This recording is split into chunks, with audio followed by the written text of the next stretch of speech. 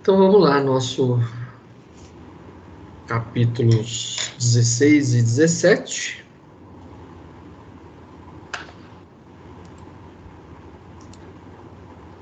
Capítulo 16, no posto de socorro.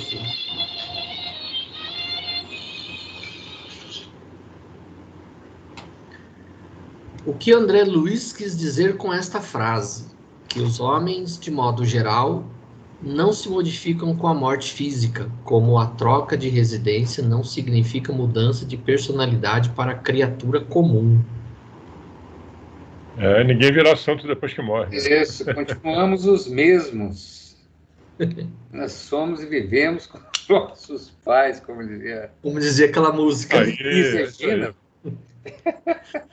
Exatamente. Nós somos os mesmos e vivemos com os nossos pais. Ou seja, só muda o endereço, né? Não? Engraçado é que normalmente quando você vai, o pessoal elogia demais. Nossa, ele era tão bom.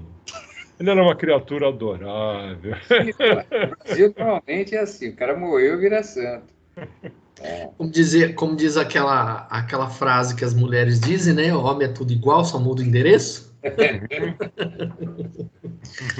Então a gente é assim mesmo, a gente não muda nada. A gente só muda realmente de endereço. E que mudança, né?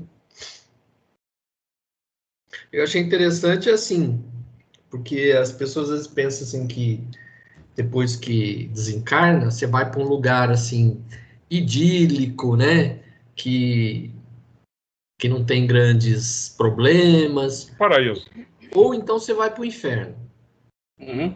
Aí eu achei interessante no primeiro parágrafo, que no finalzinho, ele fala assim: com grande surpresa, entretanto, verifiquei que a construção magnífica não se mantinha sem defesa.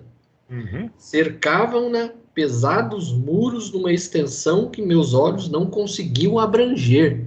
Olha, ou seja, o tamanho da construção que devia ser, né? Uma fortaleza, né? E uma fortaleza, ou seja, um ambiente isolado ali, né? Protegido contra os desencarnados, que também continuam aprontando, né? Continua, viu? A história continua. Com toda aquela parafernália que tinha lá no Obreiros, aquele negócio de raio, barulhos, etc. Sim. Então você vê que mesmo no plano espiritual você precisa se armar de defesas, porque quem trabalha naquelas regiões geralmente são pessoas um pouquinho só acima daquelas pessoas, aquelas entidades que estão, né? Aquelas entidades sofredoras que estão lá. Uhum. Então não é nenhum Jesus Cristo que está lá. Né? Se fosse Jesus ali, ele não precisaria de defesa nenhuma. A condição dele era suficiente para evitar que essas entidades se aproximassem com intenções maléficas, né? Mas quem trabalha lá sempre é pessoas de uma condição só um pouquinho superior. E essas pessoas não têm defesas, né, suficientes, morais e tudo mais, para poder se impor a essas entidades. Então precisa dessas barreiras, né? Que para essas entidades são barreiras físicas intransponíveis. Assim como a gente não consegue atravessar numa parede de uma construção, esses espíritos também não conseguem, porque eles ainda não atingiram uma densidade suficiente para atravessar a matéria mais densa. Então, eles constroem, fazem essas construções para exatamente se cercar de defesas. Como a gente viu, né, como o Alexandre citou no Obreiros, se você for deixar essas entidades adentrarem no recinto onde está efetuando um certo trabalho, eles vão vandalizar, vão fazer horrores. Então precisa dessas defesas, né? Interessante que em certos casos, lá no Obreiros, era um campo de força, né? Na verdade, não está claro que material é usado para fazer isso, né? Não acredito que seja uma alvenaria comum, né? Deve ser uma coisa mais elaborada. Material fluídico que é, vamos dizer assim, que eles conseguem moldar e dar essa aparência de fortaleza, né? E uma coisa, à medida que você vai, não sei se é subindo no plano, essa coisa deve ir diminuindo, certo? É isso? À medida que você vai subindo, você vai... Desculpa. Eu acredito que sim, Você né? vai evoluindo. Sim. O seu perispírito, né, vai se, vamos dizer assim, vai diminuindo a densidade, né? Uhum. Então você vai conseguindo chegar a Ultrapassar a certos barreira. planos, né, que você, com um perispírito muito pesado, vamos dizer assim, você não consegue. E eu digo o seguinte, conforme você vai evoluindo, você vai subindo, essas barreiras se tornam desnecessárias, né? Você vai Sim, tendo regiões mais tranquilas, com menos Sim, ataques, né? eu acho que a sua densidade vai diminuindo, vamos dizer, você vai ficando mais rarefeito, vamos dizer. E você não deve ter tanto obstáculo, né? Físico, vamos dizer, né? sim. Vamos dizer assim que essa eterização do perispírito, ele serve como uma senha, né? Uma senha de acesso para você em locais superiores. Uhum. Então, nós, por exemplo, não podemos chegar a esferas muito altas porque o nosso perispírito ainda é muito pesado. Então, a gente não tem essa senha. Entendi. Existem alguns relatos aí, né? Eu não me lembro aonde que eu vi aí, onde um determinado espírito estava tentando entrar num determinado ambiente, mas assim a condição dele naquele instante era tão pesada e tão rústica, vamos dizer, que transparecia isso, então ele foi barrado. Eu não me lembro agora qual. Eu me lembro desse fato em si, não me lembro da história como um todo, mas eu me lembro desse fato aí. Em algum livro do André Luiz mesmo? Eu acho que foi esse. Acho que foi. Não me lembro aonde foi narrado. Que ele, inclusive, o personagem na hora falou: olha só a sua condição. Olha só quantas manchas você tem. Ou se referindo a quantas manchas ele tem. Não pode entrar. Agora não pode adentrar esse recinto aqui agora. Que era transparente. Porque lá nós somos...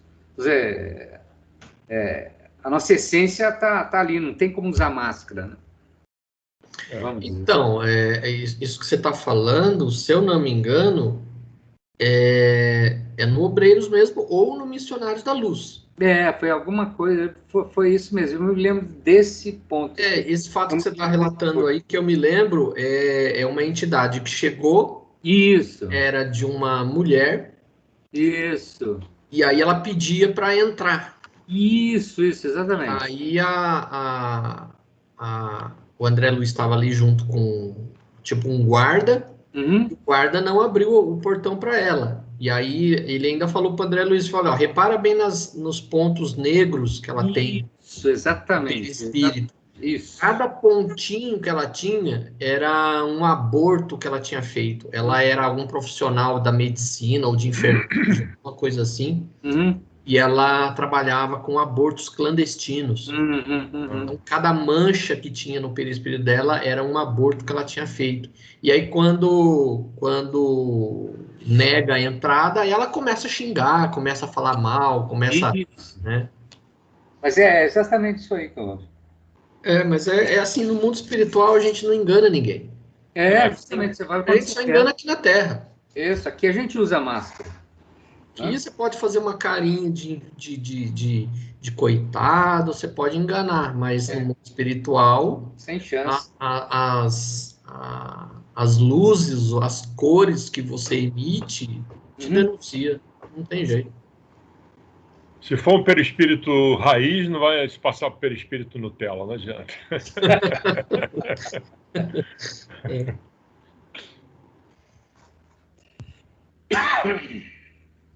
Aí aqui nesse trecho aqui ele fala, né? Quem imaginasse uma tal instituição localizada nas zonas invisíveis dificilmente conceberia contrafortes daquela natureza. A noção de céu e inferno, fundamente arraigada na mente popular, não deixa perceber que os homens, de modo geral, não se modificam com a morte física, como a troca de residência não significa mudança de personalidade para a criatura comum. Exatamente. Então ninguém vira anjo, né? Então tá lá no funeral do cidadão, mas ele era tão bom, né? Como vocês citaram aí, né? Ah, ele era tão bom. Pelo menos no melhor assim que chega, né? De repente, depois ele vai, né? Melhorando, vai evoluindo, vai ficando... A possibilidade existe. O caminho está aberto. Aliás, muita coisa se conserta lá em cima, né? A gente tem visto aí as pessoas que fazem. De repente, a oportunidade a pessoa tem. A pessoa sim, ué. querer melhorar, né? E de repente a dor, né? A velha história, né? O cara não aprende pelo amor, a dor vai colocando ele no eixo, de repente, né? O próprio André Luiz é um exemplo disso, né? O que ele pensou quando chegou lá, né? Experiência que ele vai encontrando pelo caminho vai alinhando, né? Um grande exemplo que a gente lembra é o caso do padre que a gente viu na novela, né? Exatamente. Então, a pessoa achou que com a morte ela teria um lugar garantido no céu, Privilégio.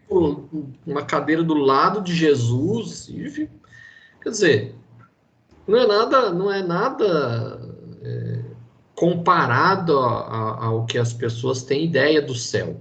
Sim. Eu até hoje mesmo estava pensando, eu estou lendo uma outra obra que chama-se Nem Céu Nem Inferno, conta a história das adulterações que foram feitas no livro O Céu e o Inferno de Kardec. Né?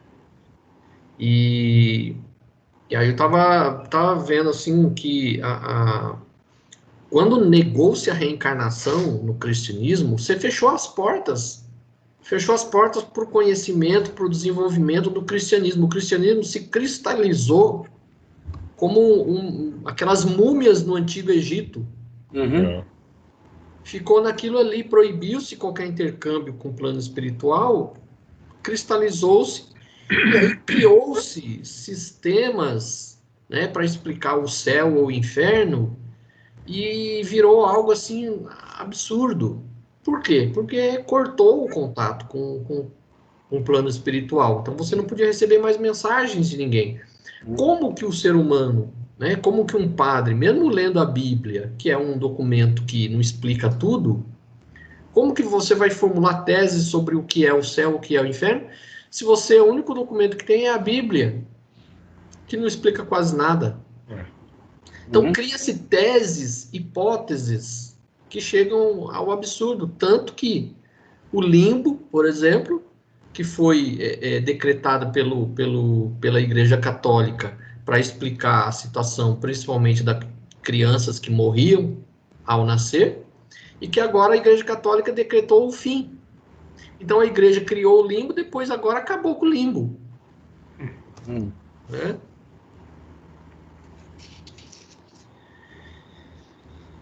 E aí ficamos aí sempre na dificuldade de entender as coisas por falta de informações, né? Sempre acho que se a gente for cavar mais fundo isso aí, você vai chegar à conclusão de que é sempre o interesse de grupos. Sim. Esse é o ponto. Então, é interessante que a gente faça as pessoas pensarem dessa ou daquela forma para elas fazerem aquilo que interessa a nós, ao nosso grupo. Você se mantém no poder, né? Isso, entendeu? Acho que para resumir, é isso, nessa direção. Porque, né, é sempre aquele sentimento de poder, de pujança, de estar por cima, de mandar, enfim. Eu diria mais, muita gente que tenta colocar isso na cabeça das pessoas, tenta, não consegue, não acredita no que fala. Muita gente quer que a massa acredite em certas coisas que ele tem certeza que não é verdade. Por aí, enfim. Fazer o quê? Agora mesmo está passando essa série aí na Record, Gênesis, né? Sim. Várias coisas fictícias ali, né? O caso da Adão e Eva no paraíso, agora a semana teve a Arca de Noé. Sim. E a pessoa acredita piamente que aquilo aconteceu, né? Eu estou acompanhando. Em termos assim, de produção, bonito, bem nota feito. 10. Mas é baseado na Bíblia, naqueles mitos, né? Da criação. Lá diz, por exemplo, que Deus se arrependeu de ter criado a raça humana. Quer dizer, Deus errou, então. Deus erra. Deus erra, né? São certos conceitos assim que são meio muito difíceis da gente aceitar, porque é uma coisa assim bem complicada, porque como é que você vai explicar certas situações se a Bíblia ela é um documento que traz informações, mas aquilo lá são símbolos, não é literal. Exatamente. Você não pode ir ao pé da letra, né? Não pode ir ao pé da letra. É na Record que tá passando? Eu não estou acompanhando. Na Record. Às 9 horas, né? Todo dia. 9 horas, Interessante, vou dar uma olhada. É interessante, é uma super produção. O cara, eu vi uma entrevista de um dos diretores, foi o melhor dilúvio feito até hoje.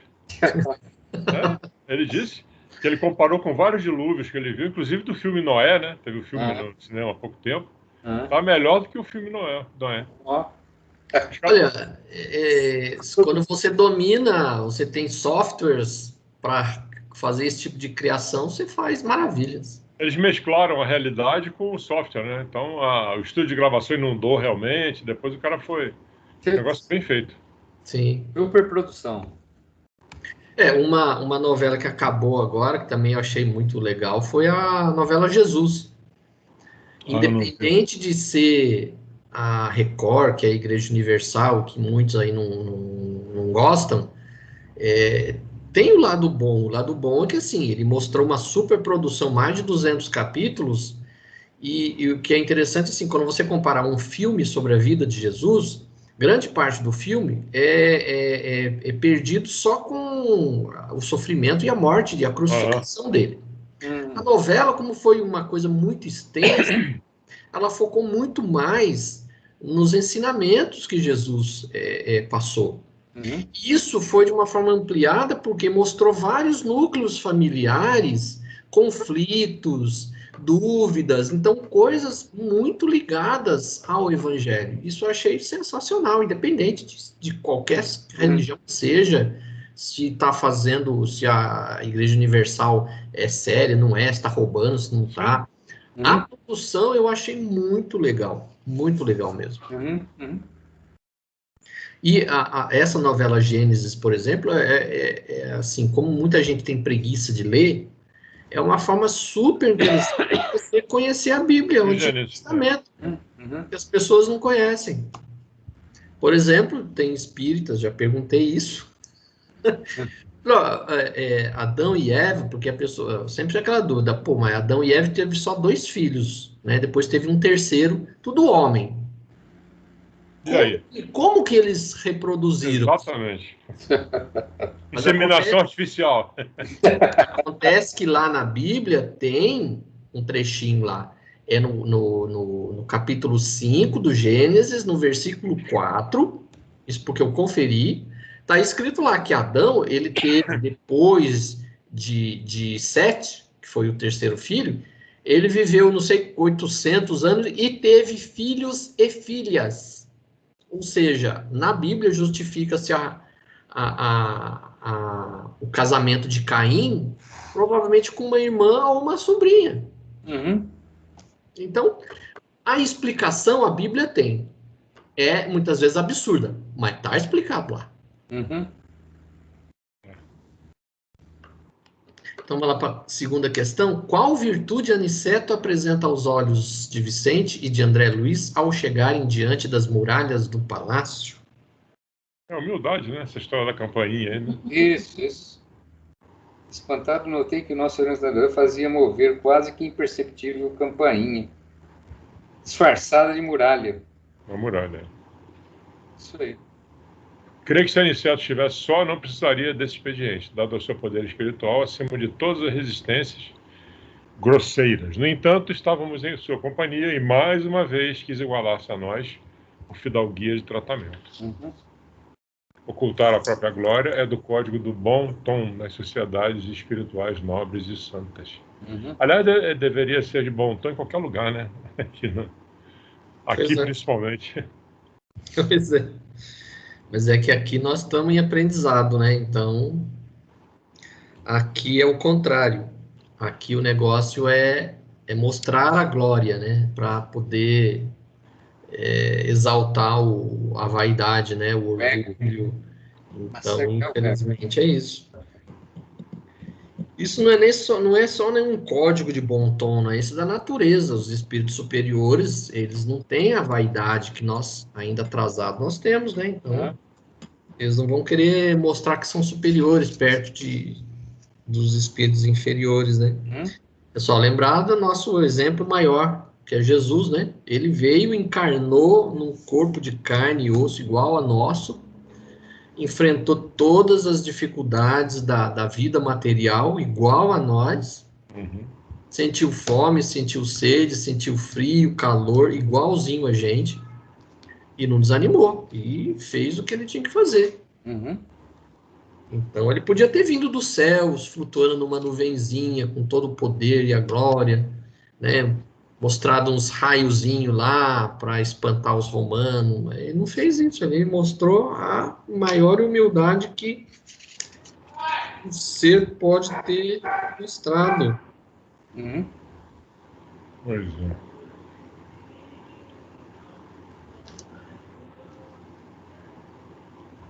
Tem uma palavra diferente aí, né? Gonzos. Gonzos são dobradiças, né? Sim. Vou pesquisar lá, que ele fala da porta. Gonzos são dobradiças? Dobradiças. Abriram uma porta extremamente pesada que rodou nos gonzos, como se daria em qualquer edificação mais antiga do plano terrestre. É um tipo de dobradiça daqueles castelos que elas têm forma de flor, como é que é flor, né? Tridente, é um negócio diferente. Porque aí eu acho que o metal, né, atritando contra o metal, aí deve fazer um som, né? Esse gonzo, né? Isso aí. Qual foi o cenário que André Luiz se deparou quando ele e os companheiros entraram nas dependências do palácio? Qual a diferença entre os ambientes terrenos e os que vemos nas obras até agora estudadas? Ele viu muita coisa bonita lá dentro, né? Tá logo em seguida aí no parágrafo. Admirado, pomares e jardins maravilhosos. Perdiam-se de vista. A sombra aí não era tão intensa. Sentíamos, né? Sentimos banhados na suavidade crepuscular, graças aos grandes focos de luz radiante. O interior apresentava aspectos inesperados. Somente agora eu compreendia que a muralha ocultava a maioria das construções. Pavilhões de vultos aninhavam-se como que se estivéssemos diante de um prodigioso educandário. Turmas variadas de homens e mulheres dedicavam-se a serviços múltiplos. Ninguém parecia dar conta da nossa presença, tal interesse que o trabalho despertava em cada um. Ou seja, um ambiente bastante suntuoso, né? Suntuoso, mas também ao mesmo tempo de trabalho, né? Um ambiente de trabalho, pelo que ele escreve aqui, né? No último parágrafo ele fala: essa paz, né, que o ambiente dava reflete o estado mental dos que vivem nesse pouso de assistência fraterna. Acabamos de atravessar uma zona de grandes conflitos espirituais, né, fora das instalações, né, que vocês ainda não podem perceber. A natureza é mãe amorosa em toda parte, mas cada lugar mostra a influenciação dos filhos de Deus que o habitam. A explicação não poderia ser mais clara. Nós vimos diversos ambientes horrorosos, né, nas passagens anteriores, né? Sim. Agora, por que ele fala de ambientes terrenos? Qual a diferença entre os ambientes terrenos? Mas será que você não tem ambiente desse tipo? Por exemplo, você entra num templo budista, num templo onde as pessoas estão lá focadas para rezar, para evoluir, né? Cada um a sua moda na sua religião. Acho que você vai cultuar uma certa paz ali dentro disso, né? Você entra numa basílica de Nossa Senhora Aparecida, são locais bem tranquilos, né? E ao mesmo tempo você tem lugares que acho que nem o capeta gostaria de ficar lá. Eu acho que a comparação que ele quer fazer aqui é que os ambientes espirituais, eles trazem uma sensação, uma luz que na matéria você não acha, né? você não consegue vislumbrar na matéria algo tão deslumbrante como é os ambientes espirituais quando você se depara num local como ele descreveu aqui. Porque os locais que eles atravessaram refletiram, não deixava também de refletir a mentalidade, né? Como ele fala aqui, o estado mental daqueles seres lá. Então eram coisas horríveis, né? Era sombra. Eu lembro que na mitologia grega, por exemplo, falava-se do Hades, né? Um local de sofrimento, o inferno para onde iam os maus. E dizia que o Hades, ele continha uma sombra tão espessa que você era capaz de pegar com a mão. Então, devia ser uma reminiscência daqueles que já passaram por uma região tão pesada que a pessoa sentia capaz de realmente pegar a sombra com a mão. Porque a mitologia não deixa de ser algo, vamos dizer assim, que é uma reminiscência do espírito, né? Então, aqueles que passaram por certas situações no plano espiritual reencarnaram, muitas vezes, eles trouxeram essa reminiscência e isso refletiu-se na mitologia. E aí, é tudo o estado mental. Então, eles passaram por uma região bastante difícil, né? E chegaram num local onde já o estado mental é um estado mental muito diferente. Então, aquele estado mental criou um ambiente extremamente acolhedor, né? Um ambiente de luz, de paz, serenidade. Então, tudo é um estado mental. Então, acho que a comparação que ele quer fazer é essa, porque mesmo na matéria, por mais bonito que seja, jamais vai se comparar ao plano espiritual. Do nosso modo, a gente tem uma certa tranquilidade, uma certa paz, mas não se aproxima do que se tem lá, até já adiantando a pergunta seguinte com relação àquele quadro, né? Sim. É um belo exemplo, porque ele mostra a característica do quadro. O mesmo quadro aqui na Terra fica muito abaixo. Ele não passa o que ele passa lá em cima, né, para as pessoas. Sim. Principalmente porque, assim, os elementos materiais que a gente tem aqui ainda são muito grosseiros. Os elementos materiais que tem no plano espiritual é muito mais sutil, permite você moldar de uma forma que aqui na Terra a gente não consegue nem imaginar. Sim. Perfeito. Mas deve ser realmente eu imagino, assim, né, que deve ser uma coisa que, a partir do momento que a gente experienciar isso, os olhos devem encher, né, cara? Assim, é um outro aspecto, outra visão, outro... Nossa, é tudo. E à medida que você vai subindo, né, nos planos mais superiores, deve ser a coisa mais linda, né? Não dá para falar do mundo, mas do universo. Então, deve ser uma coisa realmente deslumbrante. Poderíamos dizer que muita coisa que nós temos aqui hoje já passou por lá? Provavelmente. Novidades que aparecem todo dia, lá em cima já não é mais novidade, já está lá há muito tempo. Na verdade, muitas invenções que nós temos aqui é uma cópia do que já existe lá. É só lembrar do nosso lar, né? No nosso lar ele cita o aeróbus, né? Isso. No nosso lar, no filme, os carros eles flutuam, né? Os carros flutuam, então para onde a gente está caminhando aí, né? Mas todos os carros, as cidades são muito parecidas com a nossa, mas dentro de um funcionamento, um padrão diferente, né? O ambiente é totalmente outro. O mais interessante que me chamou a atenção é os carros flutuando ali.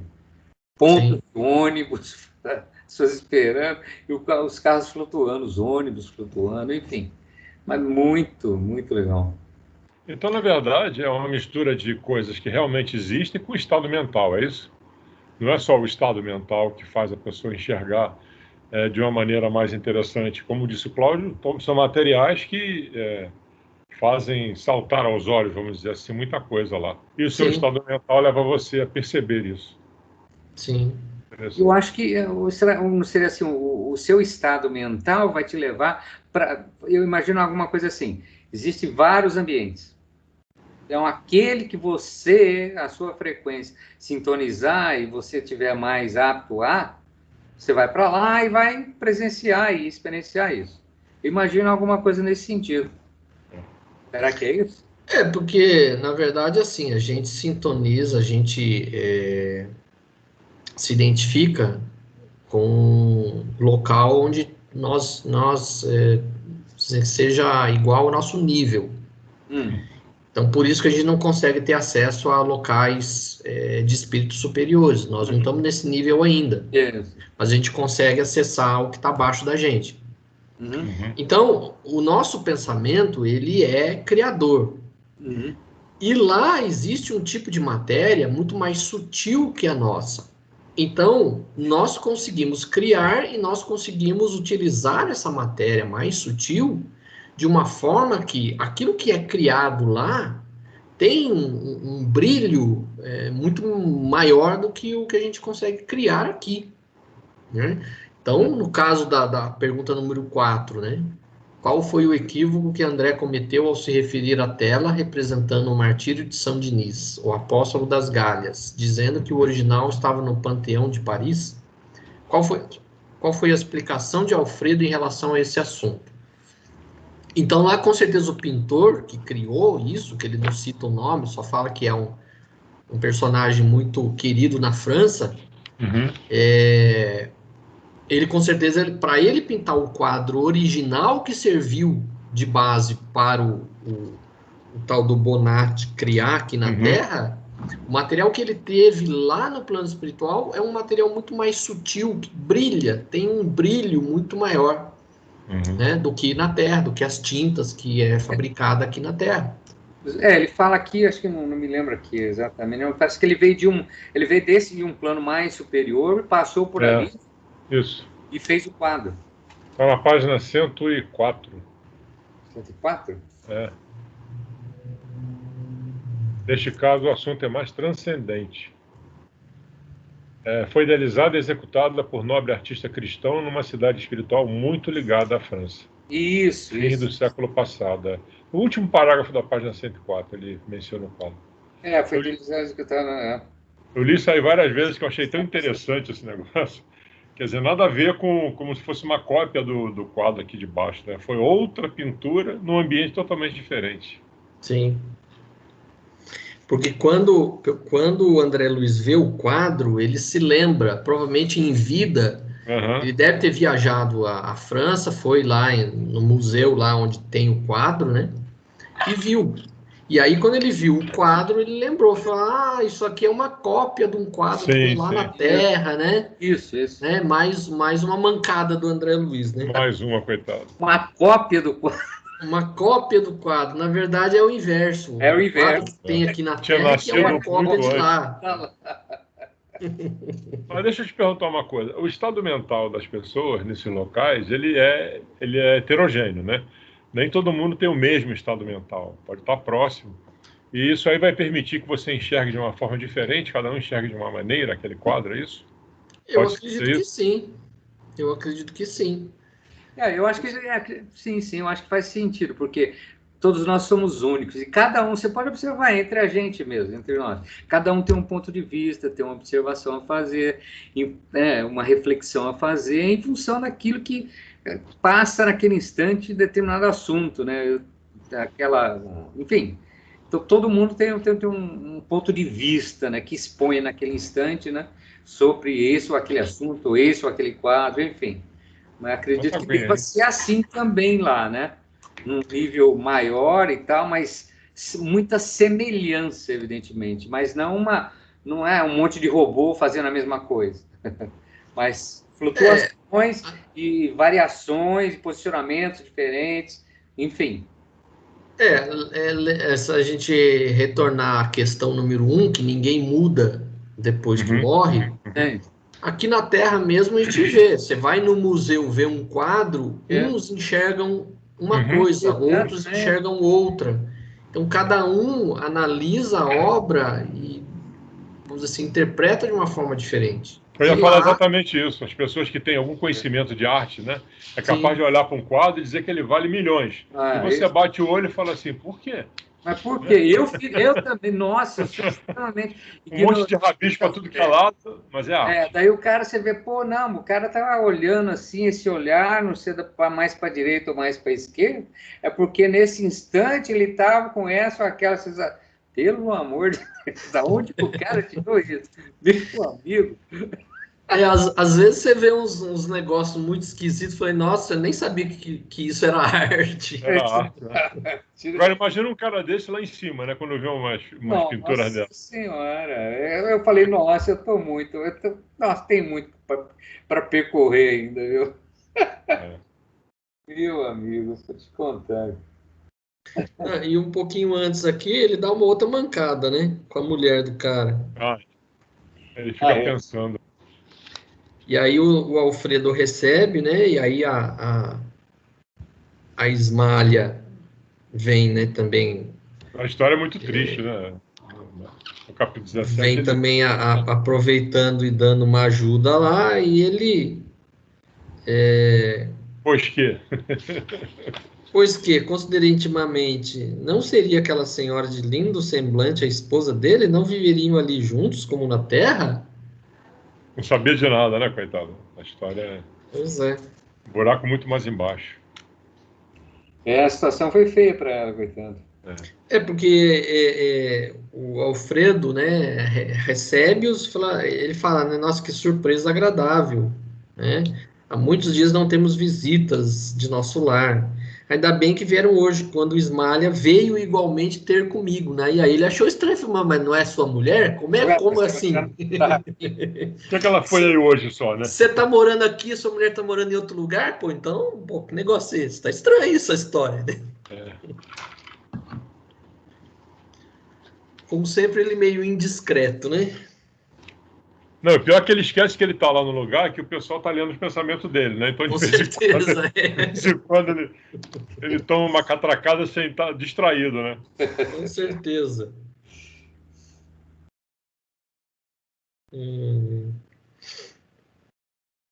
E aqui achei interessante, ele fala assim...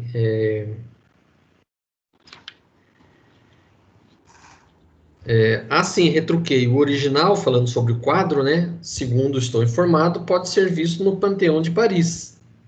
Aí ele fala, engana-se, elucidou o meu gentil interlocutor. Nem todos os quadros, como nem todas as grandes composições artísticas, são originariamente da Terra. Então não é só aquele quadro. Muitos que a gente vê hoje, obras de arte lindíssimas, muitas vezes são inspirações ou inspiração ou cópia mesmo de algo que o artista viu no plano espiritual quando estava dormindo. O cara foi lá pintar. Porque aqui ele fala, é certo que devemos muitas criações sublimes à cerebração humana. Ou seja, tem muitas criações, realmente é do gênio daquele espírito. Mas muitas vezes esse gênio foi assim, determinadas obras, determinadas criações, foi dado um empurrãozinho, né? Sim, recebeu uma mãozinha, né? Na verdade, todo cara que pinta, né, que é das artes, né, pinta, compõe, etc., ele tem a mediunidade aflorada, né? Porque ele recebe... Eu acho que esse pessoal todo que mexe, de maneira geral, o cara entra num transe ali, ele pode incorporar ali, e trazer, sintonizar com, né, alguma coisa, um espírito mais evoluído, enfim, né, e passar uma mensagem ali naquele instante, né, através de uma pintura, através de uma canção, enfim. Né, eu acho que os caras que têm a porta mais aberta a isso do que um pobre mortal como eu, assim, por exemplo.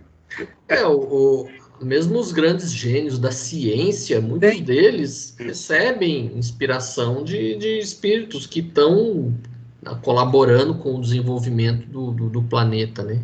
Sim, eu acredito que sim, com certeza. Então, nem sempre é tudo, aliás, nem sempre não, a maioria das vezes, sempre tem um empurrãozinho de algum espírito ali que está A conexão é forte. Assoprando, né? Tá ali assoprando no ouvido dele alguma coisa. Pode ter, porque, cara, tem umas coisas aí que, nossa senhora, meu amigo. Eu lembro aquele filme, vocês assistiram aquele filme Avatar, né? Sim. Então, o Avatar, se eu não me engano, o diretor é o James Cameron. Isso. Que é o mesmo do Titanic lá, Titanic, né? Ele, numa entrevista, ele falou que em sonho, ele foi num lugar onde tinha aquelas criaturas azuis. Tá aí, ó. Tá aí. Então, com certeza, ele foi em algum planeta onde aquelas criaturas azuis existem mesmo. Sim. Quer dizer, muitas vezes você olha para uma pintura, você olha para aquela pintura e diz, esse cenário não é da Terra. Você não acha em lugar nenhum da Terra aquilo ali. Sim. Então, de onde que veio, né? A inspiração do cara, que inspiração é essa? Ele teve uma visão para pintar aquilo ali. Com certeza. Qual parte desse capítulo que mais chamou a sua atenção? Para mim foi o quadro. A cópia do quadro foi um negócio fantástico. O quadro realmente é um diferencial grande. Realmente essa do quadro aqui foi realmente algo fora do normal. Totalmente diferente, né? Eu até achei o quadro na internet, baixei em JPG. Depois, na edição do vídeo aqui, eu vou colocar.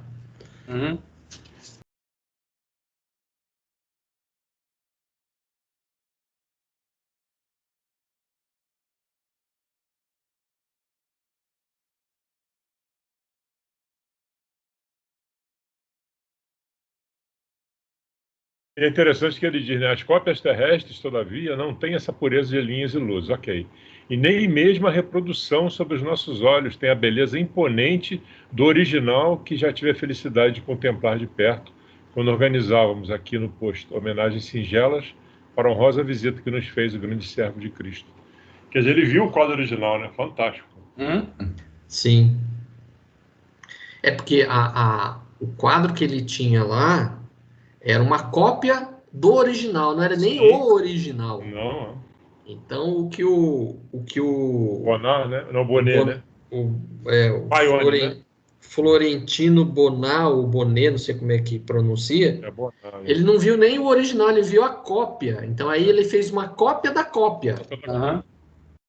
É igual você pegar um documento original, tirar uma Xerox, aí depois da Xerox você tira outra Xerox. Xerocar Xerox. O melhor que tivesse o estado mental dele, não ia chegar perto do original. Não ia. Eu acho que não ia. E mesmo que ele tivesse, mesmo que ele tentasse, eu acho que... reproduzir aquilo, né? Reproduzir aquilo com o material humano, o material terrestre que a gente tem, ele não conseguiria, eu acho. Você vê, o cara pintou o quadro numa cidade espiritual, cara. Fantástico isso. Eu fiquei lendo isso aqui um monte de vezes. Aqui no penúltimo parágrafo, ele fala assim: o gênio construtivo expressa superioridade espiritual com livre trânsito entre as fontes sublimes da vida. Ninguém cria sem ver, ouvir ou sentir.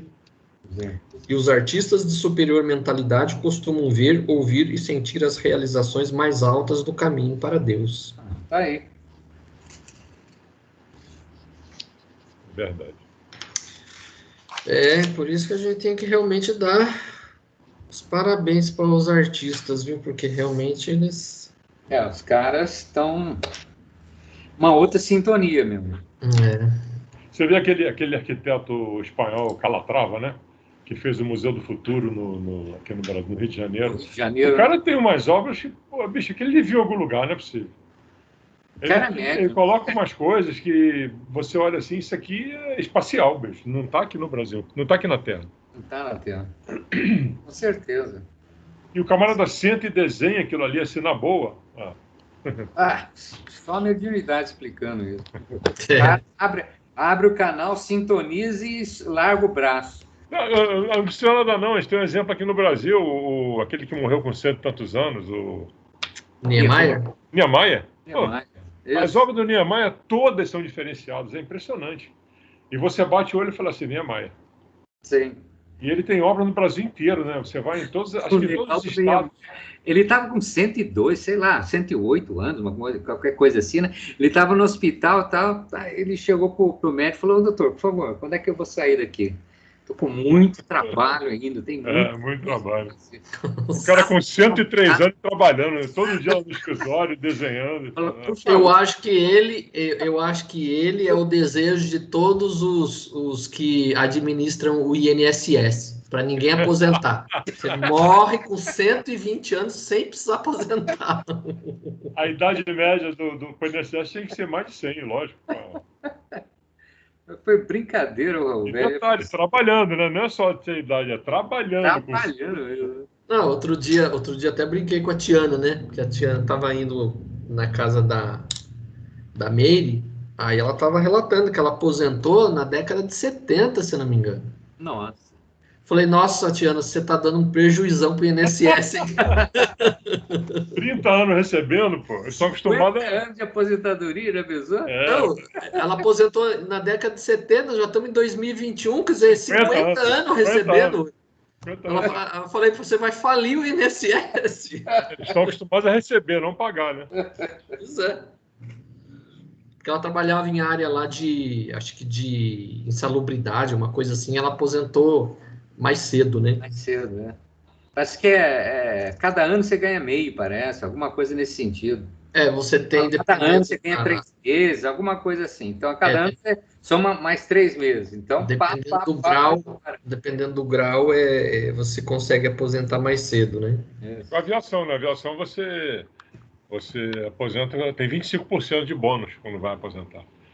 Você, para completar os 35 anos lá, você trabalha, sei lá, 20, tem mais 25%, vai 30%. Trabalha 25, sai com 35. Isso, o pessoal Petrobras, é insalubridade, né? E periculosidade, são as duas coisas, né? Periculosidade também. Eu não quero desanimar vocês, mas lá no plano espiritual não tem aposentadoria, tá? Vai ter que trabalhar pela eternidade. Tá bom, pô. Bem-vindo, amigo.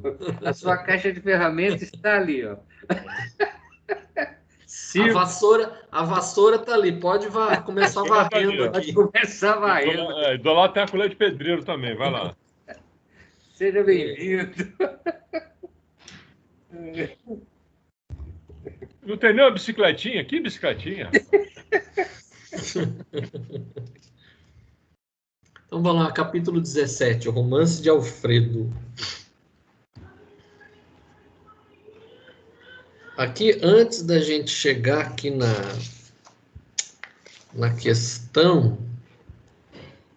Eu achei interessante o negócio aqui no primeiro parágrafo, que ele diz assim, depois de alguns minutos utilizados por nós no serviço de higiene reconfortadora, primeira coisa, Alfredo convidou-nos à mesa onde Ismalha, com extrema fidalguia, mandou servir frutos diversos. Ou seja, eles comiam. Sim. Interessante, né? Isso é boa observação aí, comigo, né? Bom, se Jesus, quando ele, assim, ressuscitou, ele comeu junto com os discípulos, então significa que, mesmo lá no plano espiritual, nós ainda que somos atrasados pra caramba, vocês acham que nós não vamos comer? Não, mas Jesus é Jesus, né? Eu concordo, né? Vamos deixar de lado. Agora, eu estou dizendo o seguinte... A gente tem lido ao longo dessas obras aí que o espírito não se alimenta de nada, mas é um espírito num determinado nível, né? Nesse caso aí, eles estão longe ainda de não precisar de alimento. Então, eu imagino, que aqui fala assim, mandou servir frutos diversos. E a gente, não é maçã e banana, né? Nas obras anteriores do André Luiz, alguns espíritos que ainda são muito materializados, eles têm necessidade de se alimentar, de almoçar, de jantar, de comer carne, né? A gente fica pensando, pô, mas como assim? Não tem carne lá? Como é que a pessoa come bife lá no plano espiritual? É o que a gente vai ver logo mais para frente aqui. Eles produzem isso com uma espécie de material que eles têm lá que aparentemente é um fruto, aparentemente é um bife. Então você que está ainda muito acostumado com essas coisas grosseiras, é produzido um alimento que você sente que é igual ao que você comia na terra. Mas, na verdade, não é um fruto, não é uma maçã, não é uma pera, não é uma banana, não é um bife, não é uma batata frita. É um material moldado a uma certa consistência que para você parece que é. Mas, na verdade, não é. Sim, deve ser semelhança e de repente, para sustentar o corpo espiritual, o perispírito, no caso, né? Eu, assim, pelo que eu já li a respeito, não é para sustentar o corpo espiritual, porque ele não precisa disso. Você entendeu? É psicológico. Você não conseguiu ainda, como se diz, se livrar da influência, né? Sim, você ainda não conseguiu se desligar dessa necessidade material que você psicologicamente ainda é dependente. Ainda é dependente. Porque o alimento hoje, para o nosso corpo físico, ele tem toda uma funcionalidade, né? Sim, toda uma razão de existir. Sim. Arroz, enfim, qualquer coisa que você ingere para dar sustentação às suas células materiais, às nossas células materiais. Sim. Então, eu acredito que lá deve ser algum outro tipo de alimento para materializar. A gente, de repente, não pode se usar essa palavra, materializar. Ou então, material lá, ou a materialização lá é uma outra coisa. Aí eu fico no ar, eu realmente não... É um tipo de fluido que é moldável, que é, vamos dizer assim, manipulável, porque aqui, mais para frente, ele coloca assim, tem um parágrafo assim que ele coloca assim, multiplica-se o número de necessitados que recorrem ao posto, continuou indagando o nosso orientador. E ele fala, enormemente. Nossa produção de alimentos e remédios tem sido integralmente absorvido pelos famintos e doentes. Sim. Aonde que está isso, Solon? Página 108, lá no começo. No meu antigo aqui é a página 93. Encarnados em pentos das batalhas. Começa assim, enormemente. Isso. Enormemente a nossa produção de alimentos e remédios tem sido integralmente absorvida pelos famintos e doentes. Tem 500 cooperadores, mas nos sentimos presentemente incapazes de atender a todas as obrigações. As massas de sofredores são incontáveis. No outro tempo, nossa passagem na paisagem. A paisagem se mantinha em sombras. Então, vocês não lembram do nosso lar? O André Luiz, ele não sentia necessidades fisiológicas? Ele não sentia fome, frio? Sim. Ele tinha corpo físico? Ele não tinha mais corpo físico. Como é que ele podia ter essas sensações? Isso era psicológico, era psíquico. Ele ainda estava mentalmente ligado muito à matéria. Então, ele precisava de água para matar a sede, ele precisava de comida para matar a fome. Até ele se desprender aos poucos dessa dependência psicológica da matéria. Então, isso leva um tempo. Sim. Então, enquanto você está ainda nessa dependência, aí você bebe, você come, até um ponto que você não precisa mais disso, porque já foi explicado, eu não lembro que trecho que foi.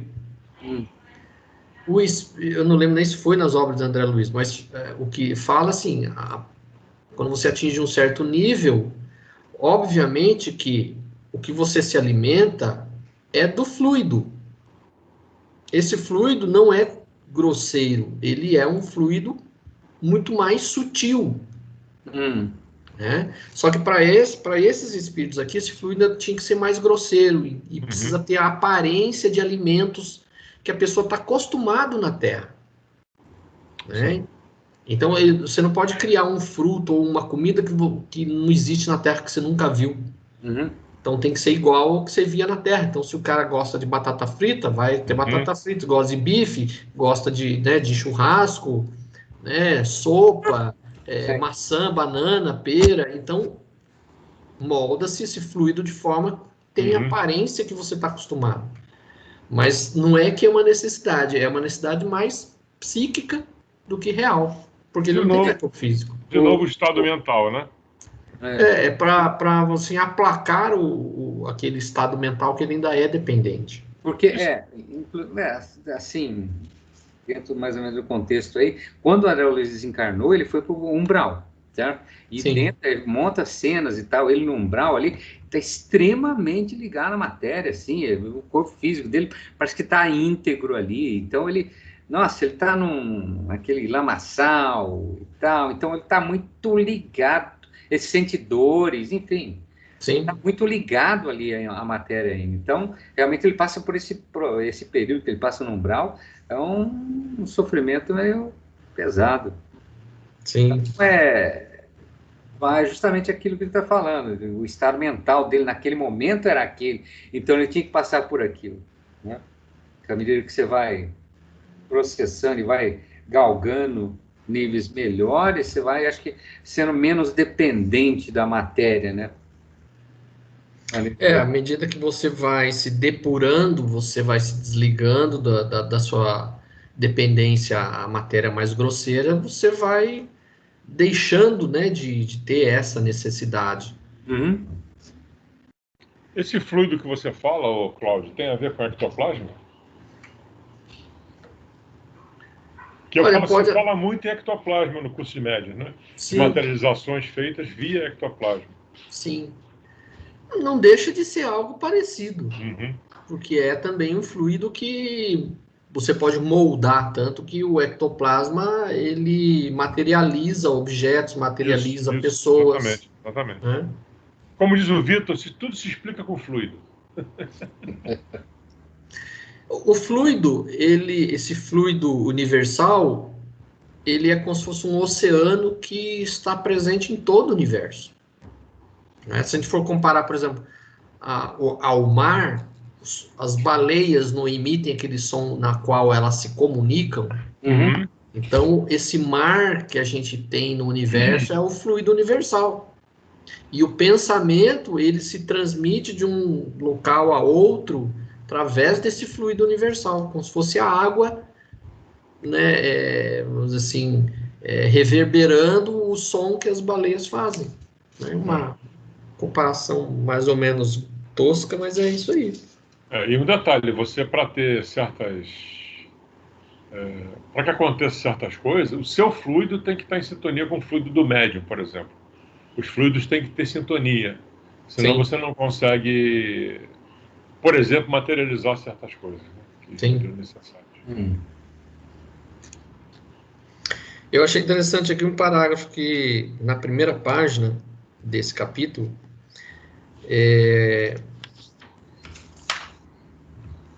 o Aniceto pergunta para o Alfredo, né? E qual sua impressão dos serviços em geral?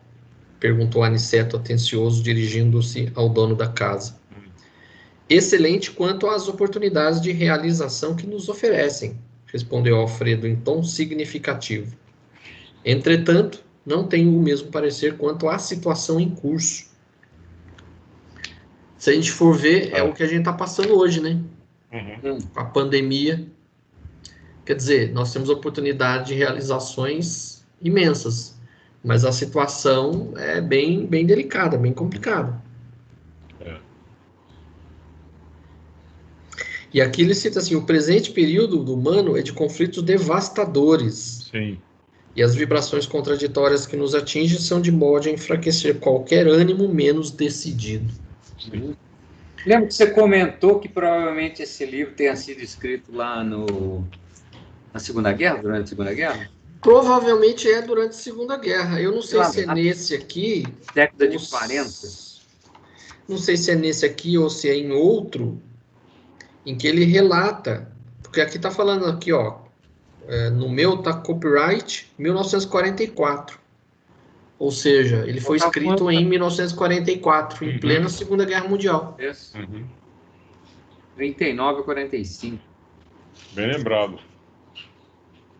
Então, grande parte daquela zona que eles passaram é criação mental da época da guerra. Isso. Então, o presente período humano é de conflitos e devastadores, de vibrações contraditórias, que nos atingem, são de modo a esquecer qualquer ânimo menos decidido. seja, justamente com essa descrição aqui, né, dá para ligar, de repente, que foi realmente nessa época aí. Na orelha aqui atrás ele fala, o primeiro livro de sua autoria, quer dizer, André Luiz, o livro de sua autoria espiritual, foi publicado na década de 40, Nosso Lar, considerado fundamental no estudo do mundo espiritual por apresentar as descrições e evidências da vida após a morte. Ou seja, em 1940, a Segunda Guerra Mundial estava comendo solta, não é isso? Foi. Inclusive no filme, eu me lembrei da cena agora. Tem uma cena, uma hora, que, nossa, aquele monte de espíritos chegando, cara, para o nosso lar, né, precisando de ajuda, e entrando gente, e maca entrando.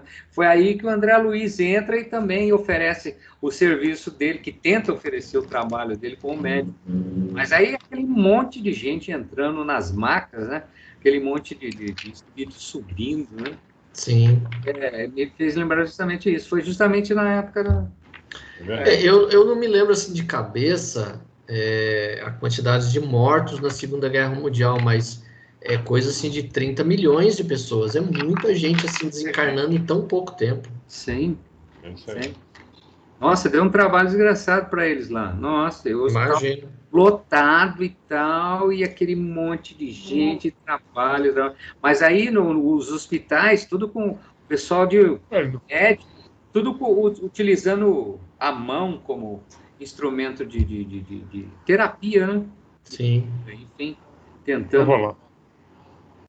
O filme retrata bem isso, me lembrei dessa cena do filme.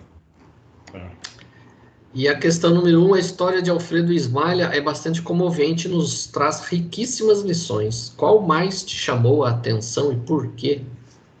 Nossa, tem várias, né? Tem um testamento aqui a respeito disso. Eu sublinhei algumas aqui, trechinhos que ele fala. Minha esposa sofreu em silêncio a perseguição dele por alguns anos consecutivos.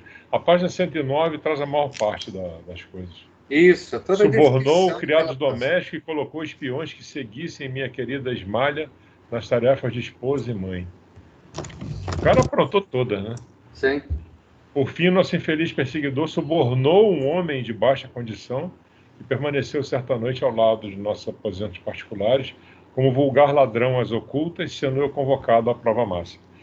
Então, o camarada, eu acho que ele era ligado na esposa, na Ismalha, né? Esse camarada, ele tinha uma atração muito grande por ela e estava fazendo de tudo para...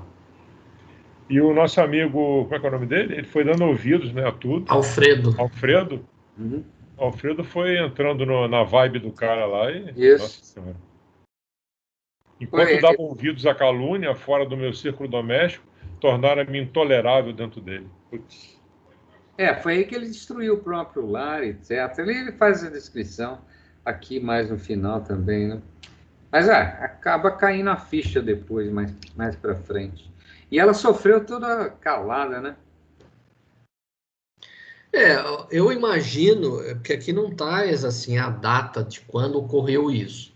Se a gente for considerar que o livro foi na década de 40 que ele estava lá, provavelmente eles já estavam lá há muito tempo no plano espiritual. Isso talvez tenha acontecido no início do século XX, por exemplo, né? Ou final do século XIX, porque até eles desencarnar e chegarem lá no plano espiritual, isso deve ter decorrido um bom tempo. Esse Alfredo, ele deve ter comido aí o pão que o diabo amassou no umbral até chegar na situação onde ele estava na descrição, né? Uhum. Então, muito provavelmente, isso aqui é final do século XIX, comecinho do século XX, que deve ter ocorrido isso. Então, a mulher, naquela época, que tinha de direitos? Quase nada, né? Então, ela, de repente, se fosse repudiada, ela ia ser mal vista, ela ia se lascar mesmo, né? Então, ela foi, acho que, né, até mesmo pelo sentimento que ela tinha por ele, ela foi aturando aquilo ali por um bom tempo. Sim, ela foi submissa até o fim, né? E tem um trecho que ela fala aqui, né, que ele fala, né, que ela, ciente assim, dos laços que o Alfredo tinha com esse sócio, ele provavelmente não iria acreditar se ela contasse a situação que ela estava passando. Não. Muito cuidado com os amigos, né? Essa lição fica, né? Muito cuidado com as evidências plantadas, etc, etc. Até porque, como diz a justiça, evidência não é prova, né? Então, quando você tiver uma evidência, muito cuidado para você levar aquilo em consideração e acabar com a vida de uma pessoa, né? Que foi o que ele fez com a esposa dele. A evidência, ele é um indício, né? Um indício é só um começo, né? Não significa que é verdade, né? Exato. Comente a frase: a virtude a qualquer tempo será atormentada pelo vício. Qualquer tempo será atormentada pelo vício. O que ele quis dizer com esse vício? Isso aí que eu não entendi. Qualquer tempo será... Aqui na página 109 também. Eu anotei, mas eu não coloquei o parágrafo. No meu tá na página 94. Ele faz parte de um parágrafo bem longo. Sim, é. Tá. No comecinho da página 109, Leonel, no livro novo. Esqueci-me, contudo, que a virtude, né, a qualquer tempo, será atormentada pelo vício. Uhum. A minha nova companheira foi vítima da maldade de um amigo desleal. Com quem tinha inúmeros interesses no campo monetário. Eu tenho a impressão que o vício aí é no sentido de exclusos, né? Porque o que ele tinha era uma atração muito forte pela esposa do cara, foi o que eu entendi. E como ele era uma pessoa íntegra, né? Uma pessoa de virtudes, como se diz, a pessoa que tem esse tipo de comportamento, de atração, ele vai atormentar a pessoa que tem virtudes, né? Até tentar conseguir o que ele quer. Até ver se ele consegue aquilo, né, que ele tanto está almejando. Então, eu entendo que o tormento é esse aí. A virtude, quer dizer, a pessoa virtuosa, em qualquer tempo vai ser atormentada pelo vício. A pessoa que tem... até por uma questão de inveja, sei lá, o cara olhar o casamento. Talvez você tenha isso, né? Nosso casamento deles é tão legal, tão bonito, né? Por que tem que ser assim? Né? Se o meu não é. Talvez seja isso, sei lá. Que eu entendo também é isso que você colocou. A virtude a qualquer tempo ser atormentada pelo vício, porque, assim, você tem pessoas que realmente são honestas, fazem tudo certo, mas sempre tem alguém à espreita para querer, né, te colocar em ciladas. É verdade. E aí muitas vezes as pessoas perguntam, mas por que isso acontece? Muitas vezes isso é uma prova, faz parte de uma prova, para ver se a pessoa realmente tem convicção daquilo que a pessoa pensa ou faz. Então, se a pessoa é honesta, se a pessoa não faz nada de errado, vai aparecer alguém na vida ali que vai te tentar induzir a fazer alguma coisa errada. É uma prova que você passa. Vai te testar. Sempre tem. Sempre tem. Vai te testar.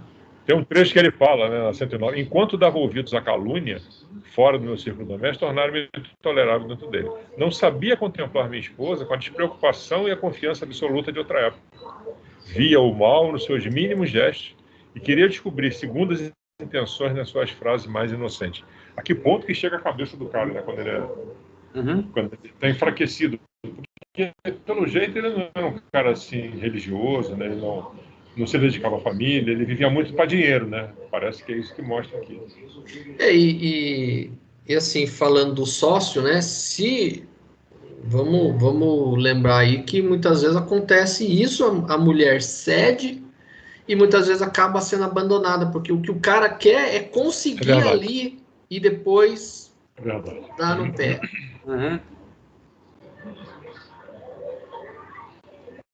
Essas situações realmente existem, viu? Essas criaturas existem.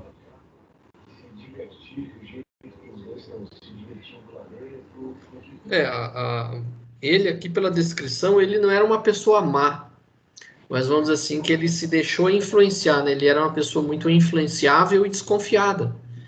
Então ele não confiou na esposa. Isso. E eu tenho a impressão que se ele fosse um cara mais centrado, mais voltado aos cuidados espirituais, ele não seria tão fácil de ser manipulado, vamos dizer assim, né? Sim. Até porque ele confiava demais na esposa. Aí depois ele... Aqui tem um trechinho que fala assim, depois que ele, vamos dizer assim, flagra a farsa criada pelo sócio, né? Ele corre atrás da figura que fugiu, né, com uma arma, e aí ele coloca assim: no entanto, alguma coisa que nunca pude compreender na Terra paralisou-me o braço quase de homicida. Então ele volta e quase mata a própria esposa. Isso.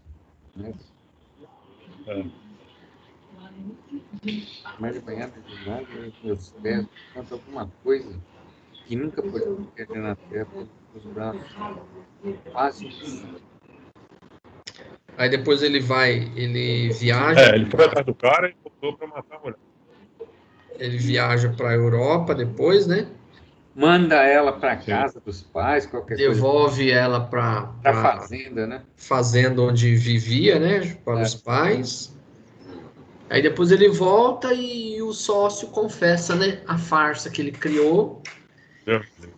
E aí ele, como diz naquela frase, né, se arrependimento matasse, ele já estava mortinho. Sei. Mas ele confessa no leito de morte, né? Não é isso? Sim. Tá na partida lá, ele se arrepende, confessa, pede perdão e ele não consegue perdoar. E aí a Ismália também já tinha desencarnado, né, de tuberculose. Ou seja, nessa encarnação ele perdeu a oportunidade. E o cara só confessou na hora da morte, né?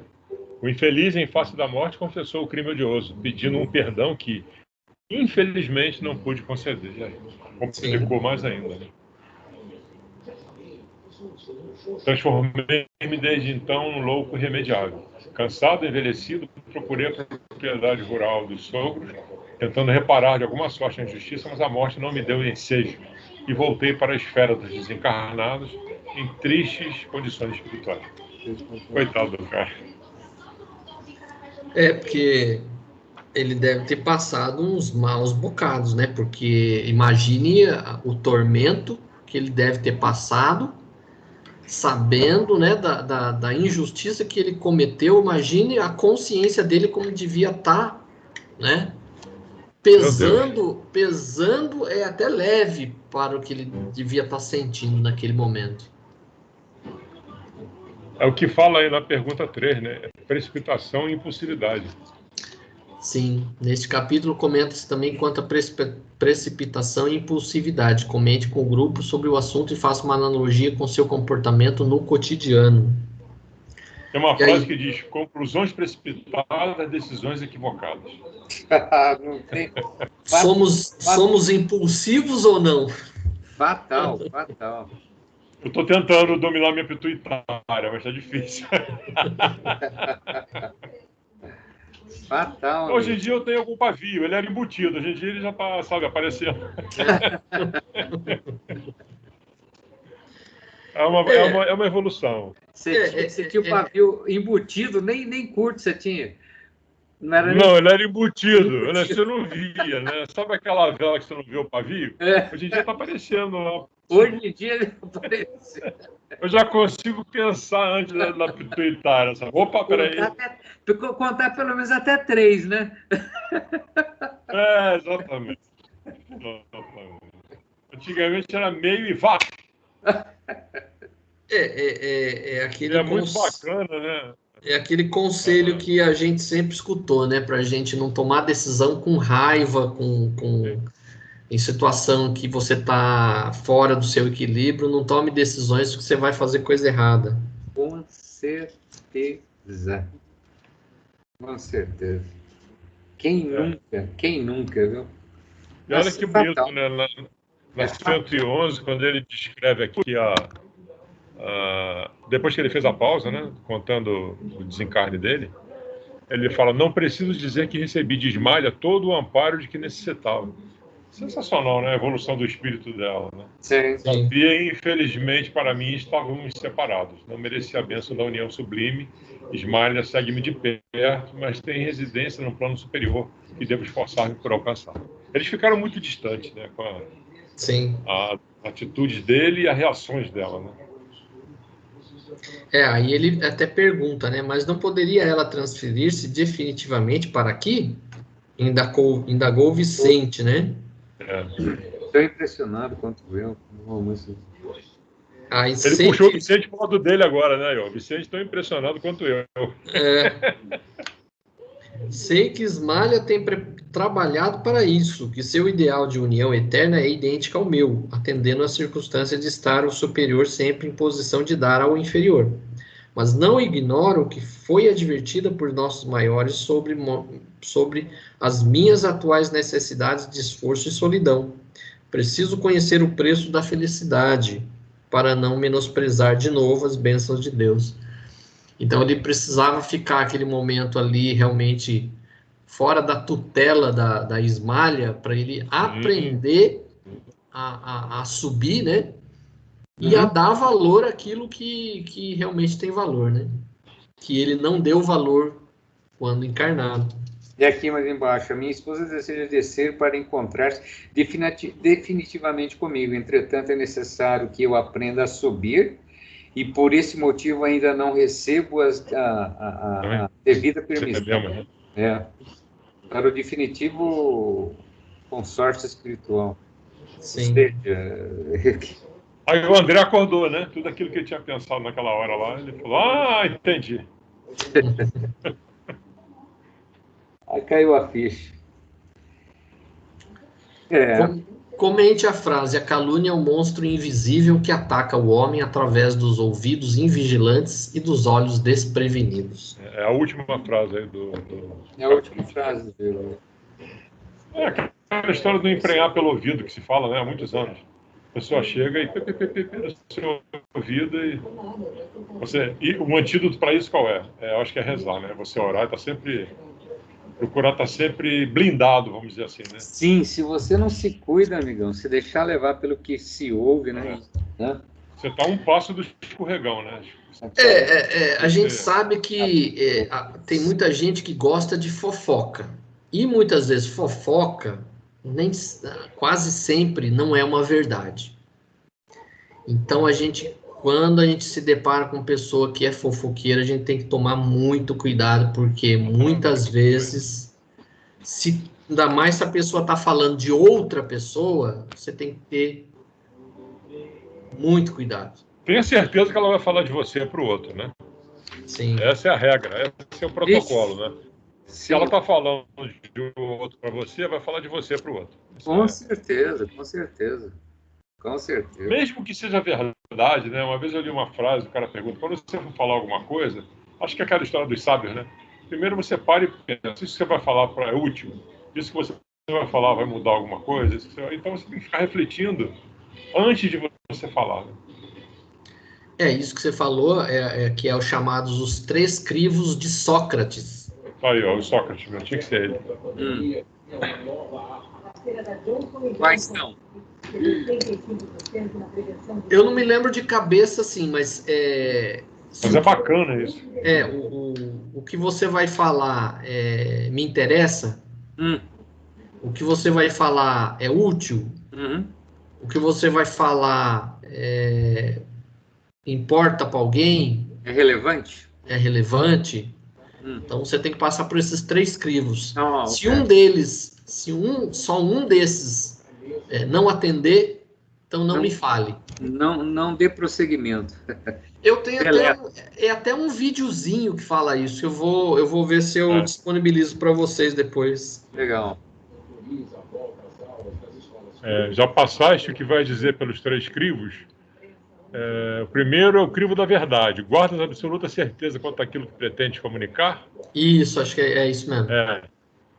Aí ele diz, bem, ponderou o interlocutor, exato, de certo peneiraste o assunto pelo segundo crivo, da bondade, ainda que não seja real o que julgas saber. Será pelo menos bom o que queres me contar?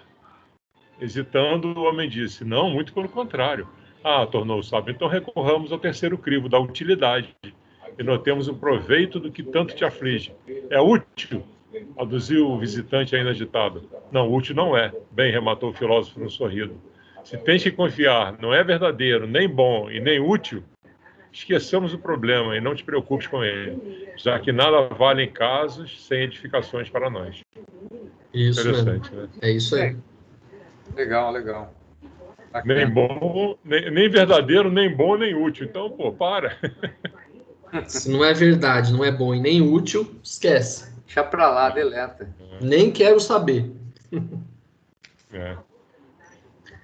Qual mensagem mais te tocou neste capítulo? Eu diria que esse trecho que você leu aí, para mim foi uma bela mensagem. Sei que Ismael tem trabalhado para isso, que é seu ideal. Na verdade, a mensagem que ficou, na minha opinião, é o quanto a Ismalha se tornou assim, importante para ele, né, para a evolução dele. Sim, apesar de tudo que ela passou. Apesar de tudo que ela passou aqui, né? Apesar de tudo que ela passou e a atitude dela para com ele depois desencarnada. Eu acho que nós podemos dizer que ela já era um espírito bem mais evoluído que ele, né? Aqui não. Eu imagino que sim. Mas ela estava bem à frente dele para ter as reações que ela teve. Né? Sim, sim.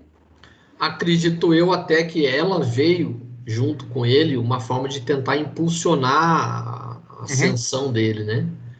Só que infelizmente ele deve ter caído novamente no erro principal dele, que é falta de confiança nela, né? E aí ele, infelizmente, ele pisou no tomate. A precipitação, né?